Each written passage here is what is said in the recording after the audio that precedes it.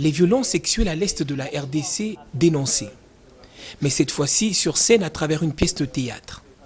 Rhinid, Entendez détruite, est l'œuvre d'une dramaturge américaine. Lynn Otage entend par cette pièce porter un large écho de ces actes que vivent ces femmes à l'est de la RDC. Elle est allée à la rencontre de ces victimes.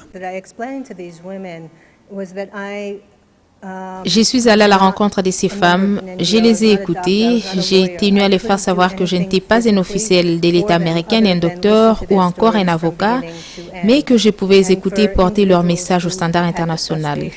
Et selon leur dire, j'ai vraiment été à l'écoute de leurs problèmes et à leur grande satisfaction. Œuvre littéraire, cette pièce est mise sur scène par un Congolais. Les difficultés ont tout de même été rencontrées. Chaque metteur en scène éprouve les difficultés. J'en ai éprouvé pour la pièce de Lynn. Dans le domaine de la traduction. La pièce était écrite en anglais à son origine. Et moi, je devais la faire jouer en français. Donc nous avons dû compter sur le relais du Centre culturel américain pour nous donner de la facilité de la traduire. Mais au-delà de l'interprétation, un message clair et précis est lancé à l'endroit de ces victimes. C'est vrai, c'est un personnage qu'on m'a attribué. Je me mets directement dans la peau de ces femmes-là.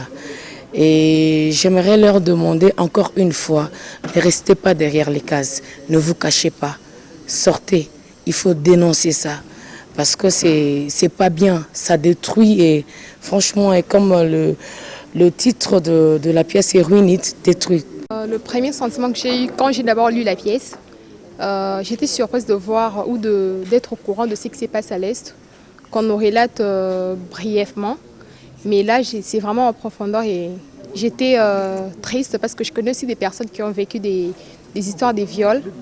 Et là, en fait, je sais pas brièvement dire qu'est-ce que j'ai ressenti, mais c'était vraiment touchant, quoi. Prochain rendez-vous pour cette pièce de théâtre, c'est ce mercredi à 18h juste dans la salle culturelle Boboto à la Gombe.